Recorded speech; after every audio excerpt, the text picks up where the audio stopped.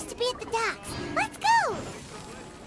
The arrival schedule says ship stopover, 1 person. Does that mean we're only welcoming 1 guest today? Look! That figure on the wharf! It looks like Kazuha!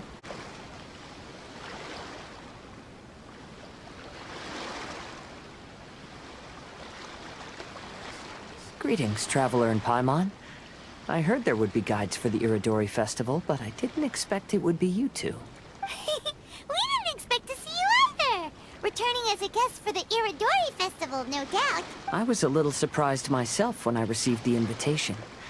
But after wandering the outside world for so long, it's good to have an opportunity to return to my homeland and pay respects to my old friends. Kazuha, when we saw you in the distance just now, you seemed to be looking for something. What happened? Ah, yes. You see, when I came off the boat with everyone just now, I suddenly heard light footsteps around me. I could tell they were not footsteps of a regular passenger. But by the time I turned around, the person had already disappeared. I only heard a splash come from below the pier. Even though I didn't manage to catch a glimpse of them, I found this strange piece of paper by my feet. Oh, does the paper happen to have a poem written on it? Huh. How did you know? Fascinating. It's almost hard to believe such things could happen. Sure, here it is. Please, have a look.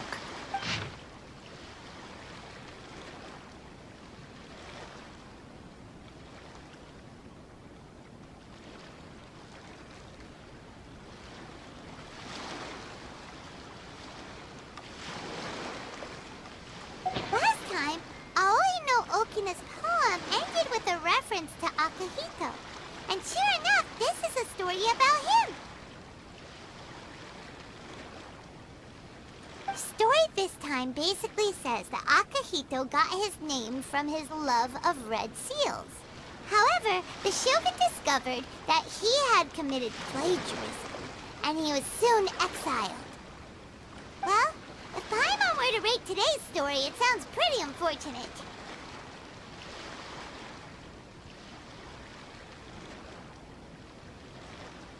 I don't think there's anything particularly wrong with this story. I too was once wanted as a criminal by the shogunate. So I'm not all that different from Akihito mentioned in this story. But according to the story, Akihito was exiled by the shogun because of his wrongdoings. You did nothing wrong, Kazuha. Huh? Traveler, what are you thinking about? Ah, by the way, you mentioned that your friend has been struggling because he's unable to sign his name quickly, right? In Liyue and Inazuma, there is a saying, that which has been stamped has also been signed. Perhaps using a seal could be a feasible solution. While sailing at sea, I sometimes carve things to pass the time. If you wish to create a stamp for his seal, I might be able to help. Wow, that's an idea! Quick, let's go tell Albedo! Albedo, we figured out a way to help Shincho! Interesting. A story of the 5 Kasen appears again, and with a timely solution. A stamped seal, huh? Let me think. Indeed, it is an efficient solution. If we use a stamp, then Xingqiu won't have to struggle with his handwriting anymore. However, since Xingqiu's signature has been previously revealed to the readers, it would seem insincere if he only used the stamped seal for his new books. But I have another idea. Using a seal is a part of it, of course. Let's go to Ouya restaurant now to discuss my idea with everyone. Yes, that's it, Zhenyu. Your writing has greatly improved today, which means yesterday's intensive training was effective. My apologies, but I simply can't do it anymore. My hands are so sore that I can't even move them anymore. Oh, I should have known better than to read novels during calligraphy class. You just had a 10-minute break. Come on, you can do this. When it comes to pushing a deadline, there's no one more brutal than Mr. Hirayama. No wonder Lady Yai would always send the editorial director to handle troublesome authors. Whoa, this is getting scary. It hasn't even been that long and Shicho's already zombified. Mr. Hiroyama, we found a solution that might just solve our dilemma. In both Liyue and Inazuma, seals are widely used as the equivalents of a signature. If we use a stamp to leave the author's seal on the books, then we could make the signature process a lot easier. Of course, a seal on its own is not enough. So, I propose that each signature consists of two parts. First, we'll use a personalized seal. We can simply carve one using Chenyu's signature as the design. In addition, I'll also design a simple but elegant pattern that's easy for Chenyu to write. That way, he will only need to draw a simple pattern on each book. Let me think. All right, I think that would work. Not only does it still involve the author's own handwriting, but the result should be very beautiful as well. So, what you mean to say is, I've been saved from this predicament? Mr. Hirayama, it suddenly occurred to me that the reason we gave up on live book signings previously was because it would take too long for the author to sign each book. But if we adopted Calx's proposed method, we might have enough time to do signatures at the live event. And if all the authors signed their books in the same fashion, then Genyu's signature wouldn't look out of place. If you think it's feasible, I would certainly be happy to design signatures for the other authors as well. Yes, and you may leave carving the stamps to me. In that case, I shall contact the other two authors participating in the new release event. It is a great honor to use a signature designed by Calx. My pen name is quite complicated and isn't suitable for signing events. However, if we implement this new format, then it'll be a dream come true for me as well. Great! Looks like everyone's on board with the idea. I'm sorry to have kept you busy for so long, Genyu. Please, take the next few days to have a good rest. We'll handle everything from here. The books that Genyu already signed can be used as special prizes in future events held by the Eye Publishing House. We did it. The event is saved. Thanks to everyone's efforts, Onodera and I are finally free of that mess. That's right! You're finally free, Xingqiu! Maybe you should step outside for some fresh air. We still have some time to burn. Where should we go next? Traveler, there you are. Oh, it's Ayaka! And Venti! That's an interesting combo. I was just going to the festival venue to prepare the Ikebana lesson when I found a strange piece of paper on a flower stand. This bar just happened to be close by at the time. He informed me that you've also found similar papers recently. As such, we came together to find you two. But the paper she found isn't quite the same as the ones we found before. Here's the paper. Please, have a look.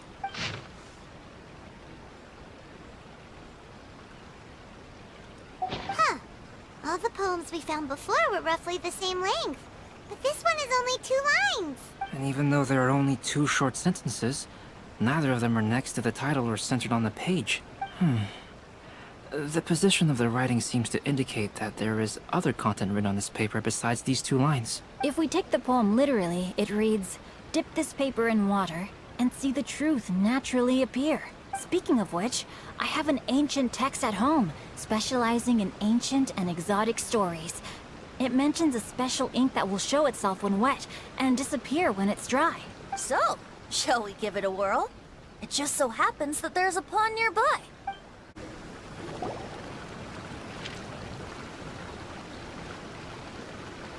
Wow, look! It's really working! More words have appeared on the paper! Let Paimon see what it says.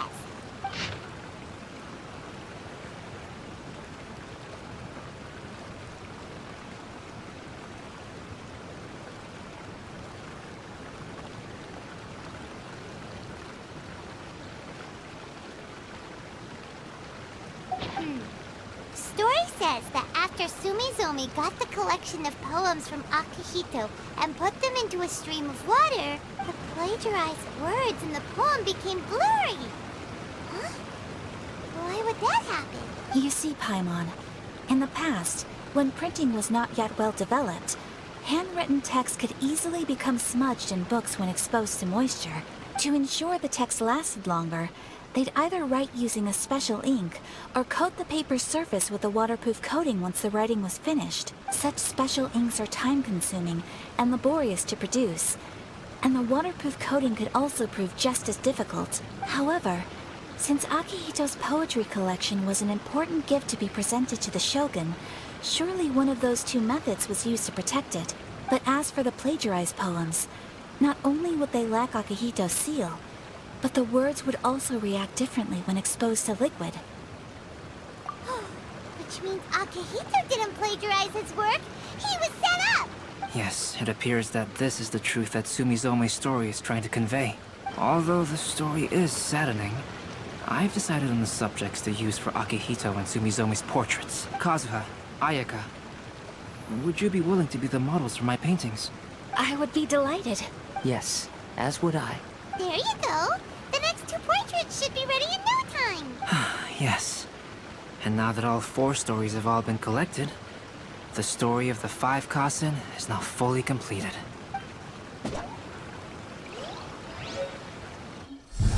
Long ago, Inazuma had 5 legendary poets. People bestowed upon them the title of the 5 Kasen. One year, the poet Suiko made his way to Tenshukaku and presented the Kasen's work for the Shogun's perusal. But a page from the works of Aoi no Okina had been torn out, and Suiko was questioned regarding the matter. Suiko pleaded guilty. He admitted to drinking at the tavern the night before, and vaguely recalled a mysterious figure approaching while he was intoxicated. That figure was none other than Aoi no Okina himself. This turn of events had begun with an unnamed individual, under whose coercion, Aoi no Okina was forced to take drastic measures to retrieve a page of poetry. He knew nothing of this individual's true intentions. All he knew was that the poem had to do with an old acquaintance, Akihito. Akihito had once belonged to the 5 Kasen. Each poem he composed, he marked with a scarlet red seal, hence the Aka in his name.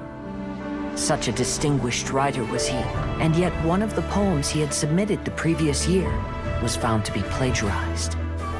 Akihito was exiled for his crimes, and only 4 of the 5 Kasen remained.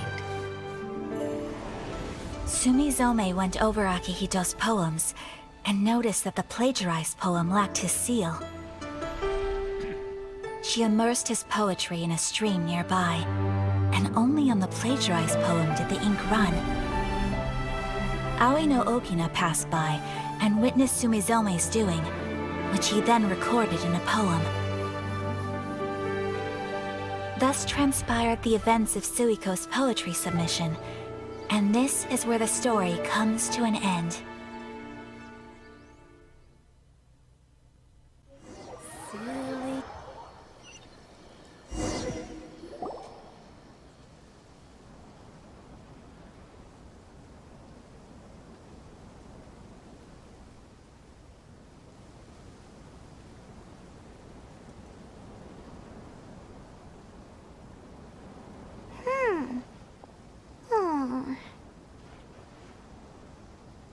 Yeah.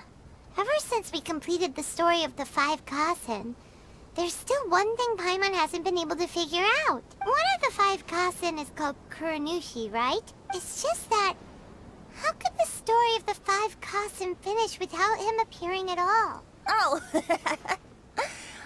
Have you really not noticed? Huh? Not noticed what? This is no time to be playing games, Tone Deaf Bard! What he means is that the story of Kuronushi was already embedded within the 4 poems. Huh? Really? That's right. The key lies in the poem that Aoi no Okina wrote after seeing Sumizome rinsing the poetry collection. An average person could never understand the scene of a young girl washing Akihito's poetry collection in a stream. Even Aoi no Okina couldn't figure out the meaning behind Sumizome's actions. He was simply reminiscing and thinking about his old acquaintances. However, for the perpetrator who framed Akihito, it was completely obvious. He was worried that if this poem was seen by the Shogun, then the Shogun could discover the truth behind the plagiarism incident. If that happened, then he'd be finished. So in desperation, he threatened Aoi no Okina to make him tear out this poem. Which means The one who threatened Aoi no Okina is the same person that framed Akahito! What? Kuranushi? That's right. Though there are only 4 poems, they still managed to tell the complete story of all 5 Kasen. Since the shogun mentioned in the poems is certainly not the one of the 5 Kasen, the only character left is the mysterious one with an unknown identity. Oh, okay. Paimon is finally starting to get it now. However, this also brings something else to mind. The story of the 5 Kasen has more or less reflected everything that's been happening around us lately. Which begs the question, is there a Kuronushi in our world as well? A Kuronushi?